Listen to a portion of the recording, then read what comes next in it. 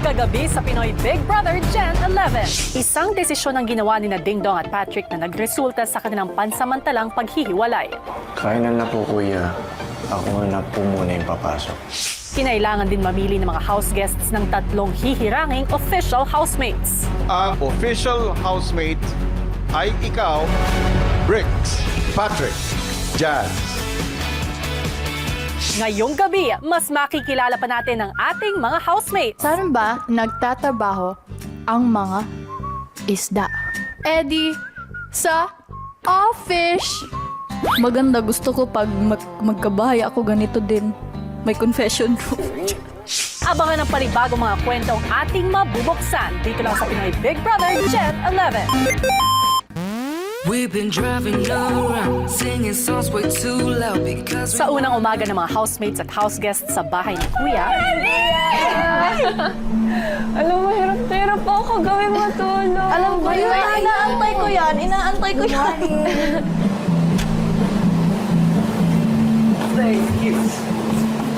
This is it, Pansit, our first day on First PBB. official. Ay, bakit on? Bakit on? Morning! Morning, guys. How was your sleep? Good morning, everyone. matapos mag-freshen up, ang mga boys naisipang maglinis ng bintana. I think we have to clean the windows, no? Yeah. Where's the window cleaner? Si Binsoy naman may kakaibang paraan para matanggal ang tubig sa may pool. Si Dylan naman, pagdidilig ang inatupag. Next naman, pakitang gila sa mga boys sa first morning sa bahay. Dagdag pogi points kayo dyan. Maya-maya pa, lumabas na rin ang hudyat para kumuha ng kanilang daily supply sa mga housemates at house guests. Agad namang nagtungo sa storage room ang lahat. Pagkakuha ng supplies, ang chief cook na si Bricks, ipinagluto ng agahan ang mga kasama. Live cooking. We're so lucky to have Kuya Briggs. Like, for real. For me kasi cooking is a never-ending discovery naman eh. Habang nagluluto, nagkwento rin si Bricks ng kanyang mga karanasan sa barko. Kasi sa akin, general cargo naman ako eh. Saan po kayo?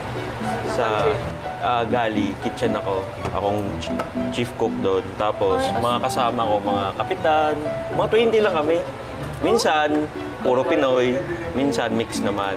Iba-iba din ang kasama mo doon. Or I mean, Yung pagkain every month, nila. something every month or every year, nagpapalit ba kayo ng kasama? Every month. Kaya just talaga. Pagkatapos magluto ni Bricks ay kinuha naman ni Jazz at Patrick ang kanilang espesyal na agahan at sabay ng kumain ang lahat. Dear Heavenly Father, we thank you for this time that you have given us, dear Lord. Thank you, dear Lord, for an opportunity to meet one another, dear Lord. And we hope that you will guide us, dear Lord, sa first day namin. Officially today sa bahay ni Kuya.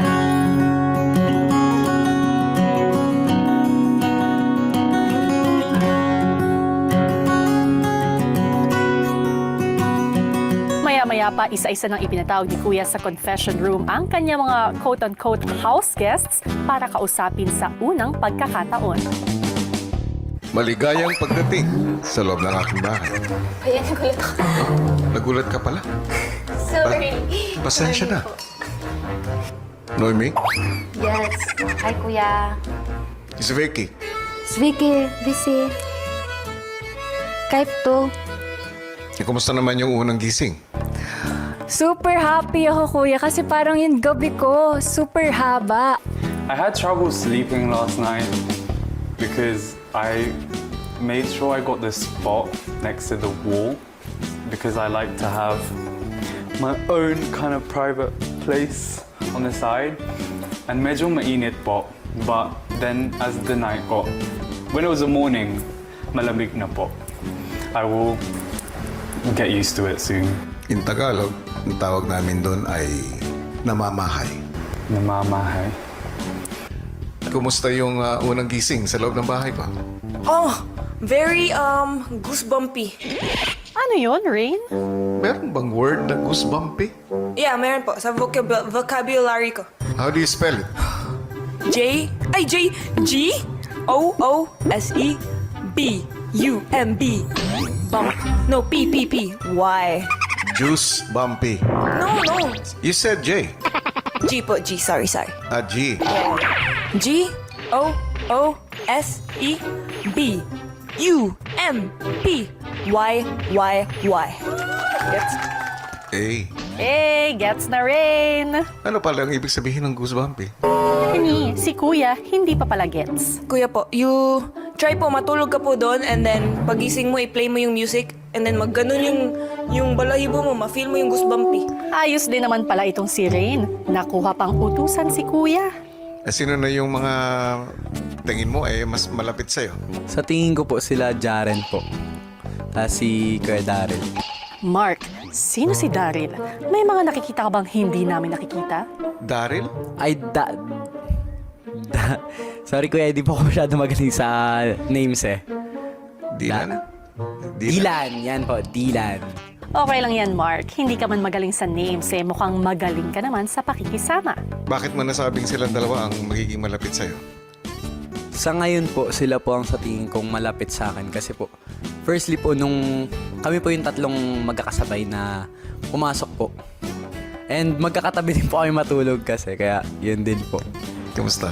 Okay lang po, masaya po. Bakit masaya? Masaya po kasi kahit first day pa lang namin, kuya, marami na po kaming marami na po kaming nalalaman tungkol sa isa't isa, kuya. Mas mabuti yung namin, kuya, mga relasyon namin sa loob, kuya. Pag maraming kakilala, mas masaya ba yan? Opo, kuya. The more the merrier. Ulit-ulit. Take 2, Binsoy. The more the merrier. Kaya mo yan. Take 3. The more the merrier, kuya. Ayun. Nakuha rin. Very good, Binsoy. Kuya na ilabas ang kulit ng tahimik na si JM. Maligayang pagdating sa loob ng bahay ko, JM. Hello, kuya. Parang hindi ka naman yata masaya. Masaya po. O, kumusta? Okay lang kuya. Medyo mahihiya pa rin kahit pa paano. Bakit ka naman nahihiya? Ewan, na-feel ko na lang ho eh. Kaya pala hindi kita masyadong nararamdaman. Sa pangarap mo ito. Oo naman kuya. Anong pakiramdam at natupad yung pangarap mo? Masarap sa feeling artista, ganun. Feeling artista, ha? Paano bang galawan ng artista?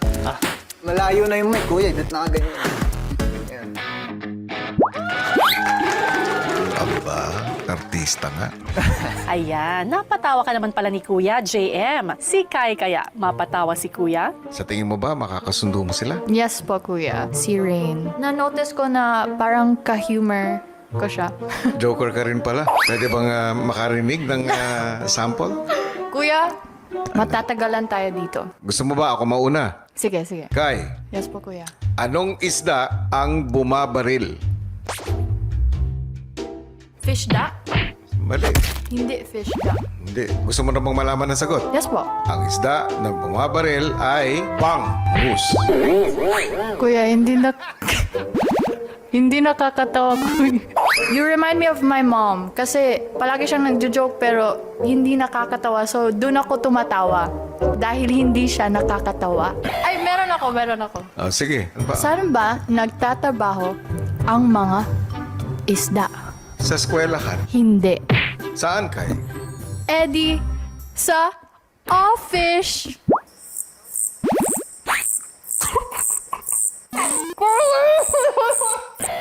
So, hindi ka po natawa? Ha! Isa lang yung ha? Ano ba yung narinig mo? Isa lang po yun. Next time, I will joke. Ano na yan? Tatlong haha. Tingnan natin. Kakaibang hamon yan, ha? Mag-ipon ka na ng maraming jokes, Kai. Sumunod namang kinausap ni Kuya si Colette na mukhang hindi mapakali sa confession room. Naglilinis ka. Madumi ba ang bahay ko, Colette? Hindi po. Kamusta ang aking bahay para sa'yo? Maganda. Gusto ko pag magkabahay ako ganito din. May confession room. May isi-share po ako. Ano Nung yun? hindi po ako nakapasok pa sa PBB, palagi po kitang napapanigin. Nakakausap kita. Sa panaginip mo? Opo. Paano daw? Kulit. Yan. Kurutin mo nga ang sarili mo. Panaginip pa ba to? Hindi po.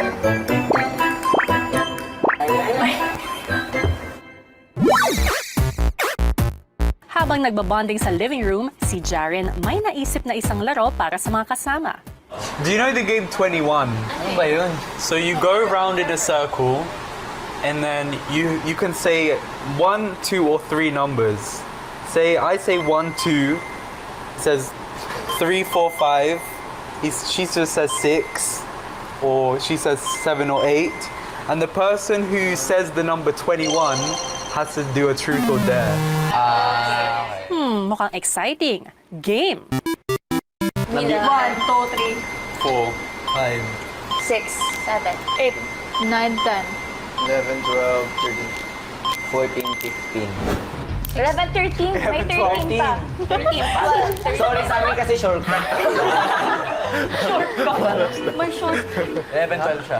13, 14. 15, 16, 17. 18. 19, Jaren. Jaren. 20.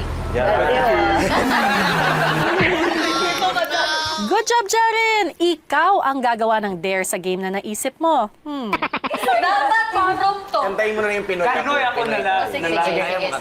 Pero ano ha, pero... I already know the R&B. R&B. Pero dapat wala akong Yung version mo. Napakarami namang demands ng mga audience na to. R&B version. Tayo. With Feelings feelings, yung mic mo doon. With feelings, Yeah. Siyempre pag singer, may Dapat feelings kumukulot. Dapat with Okay, feelings. you want? Okay. Pinoy, ikaw ay Pinoy. Ipakita sa mundo kung ano kaya mo. Ibang-ibang Pinoy, huwag kang matatakot. Ipagmalaki mo, Pinoy, kung Pinoy tayo.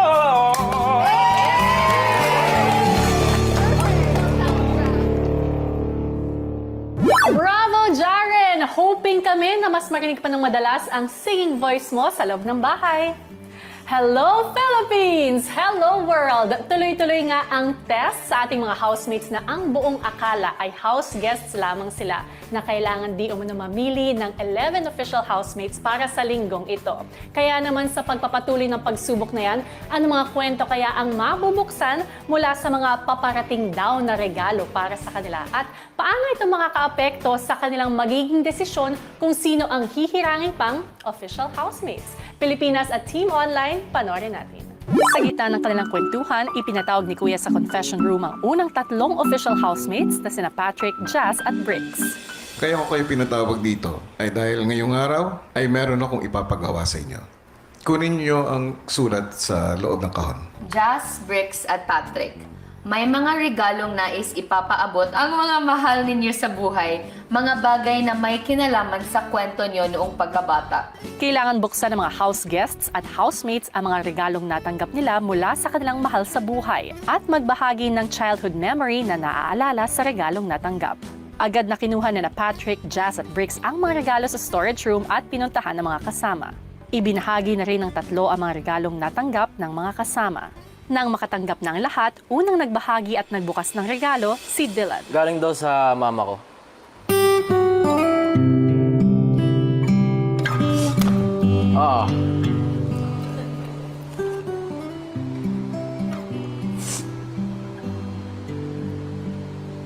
Ito talaga yung...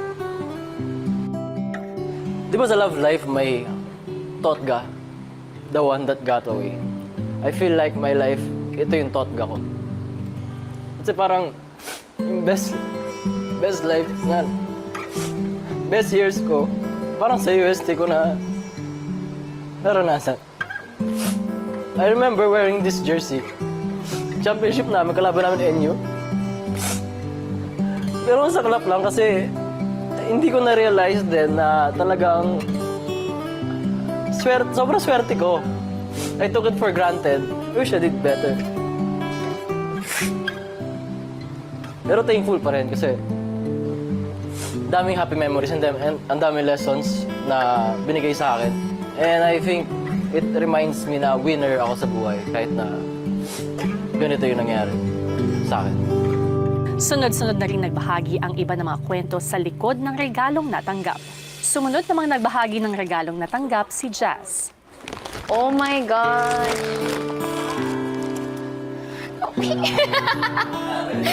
Sentimental! So, ito yung pinadala ng mom ko because naglalaro ko ng airsoft dati with my dad. Because yun talaga yung parang bonding moment namin na no one can ever take it away from me and my dad. Na parang it's us, it's our bonding. Naapektuhan po kay Ate Jess kasi parang ang sarap po siguro sa feeling na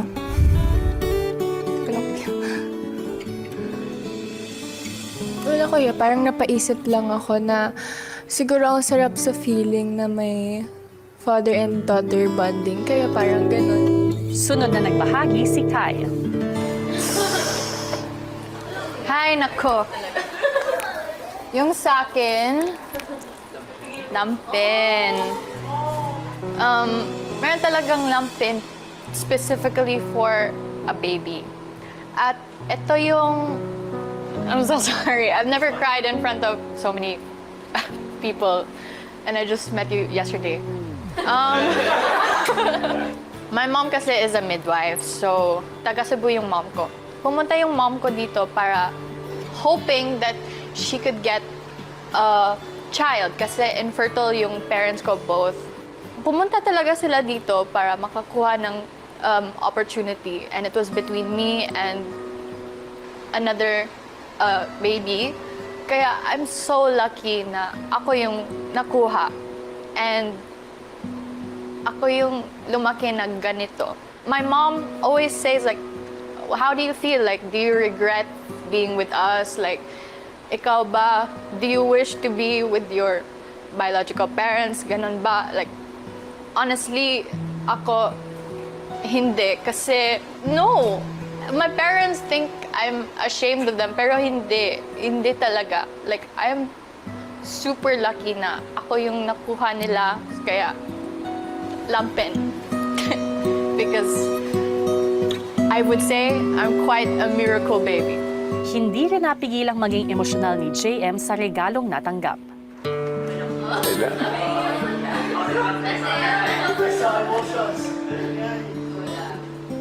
Gusto kong tumalikod lahat nga pala, may camera. Wait lang. So ito yung gitara ko. Kaisa-isang bagay na niregalo sa akin nung tunay na papa ko. Inalagaan ko until now, nasa akin tong gitaran to. Kumbaga, dito ko lang inaalala yung mga masasayang alaala namin nun. Lisensya na...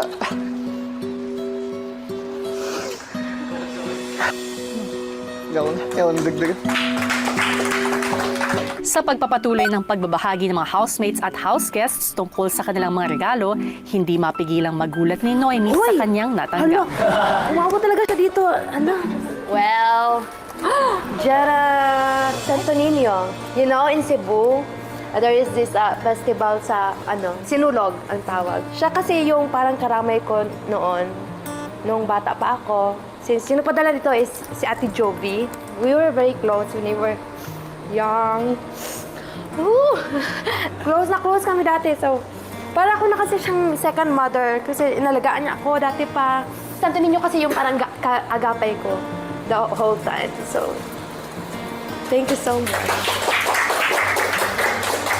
Matapos ni Noemi, si Colette naman ang nagbukas ng kanyang regalo. Sa adoptive mother ko. Ay! Ay, mga ba? Ang yan na walang langit. Remember? Oo, yung palabas na yun. Kasali ko dyan. Ako to. Nag-ano lang sa dingding ba? Daanin man sa biro at pagpapasaya ni Colette, hindi pa rin niya maiwasan maluha dahil sa kanyang mga napagdaanan. Yung bata pa kasi ako, yung hindi ko pa alam na adopted ako, yung mga pinsan ko, sinasabihan ako ng ampon. Kahit yung mga tito ko, ampon, ganon. Wait lang.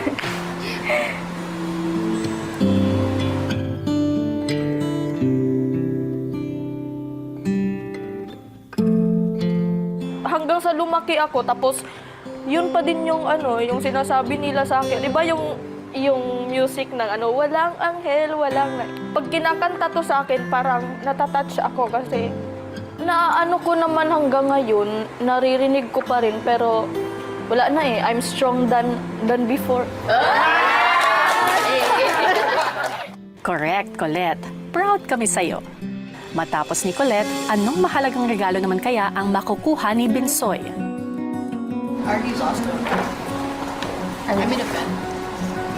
Go bar! So it's a goal.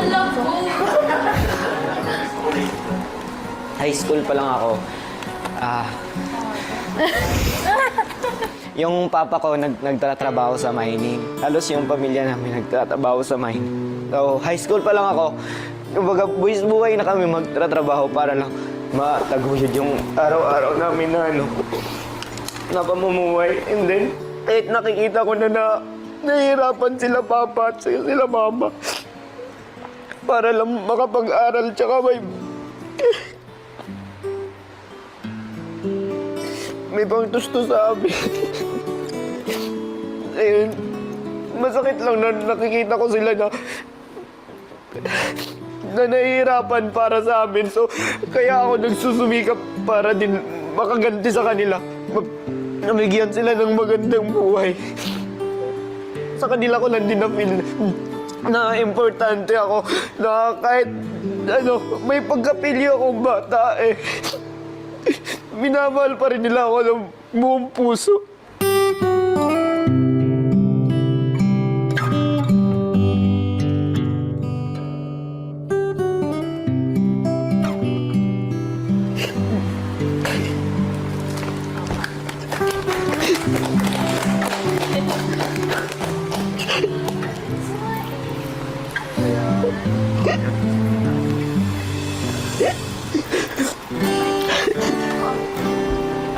Everyone is giving him a hug.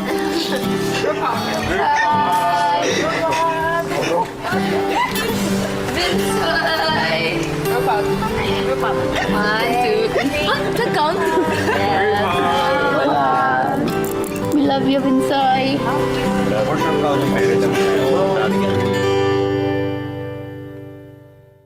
Abangan bukas!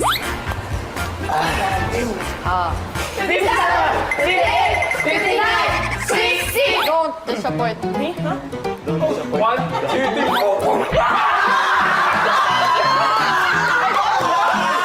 Sa puntong ito, nais kong ipaalam sa inyo na madadagdagan ang bilang ng official housemates sa loob ng aking bahay. Upang makasama sina Bricks, Patrick at Jazz, ano kayang ipapagawang task ni Kuya sa ating mga house guests? Para sa ika-7 pwesto, nagkaroon ng 3-way tie. Sino nga kaya ang mga susunod na mapapasama sa official housemates ni Kuya? Lahat ng yan dito lang sa Pinoy Big Brother Gen 11.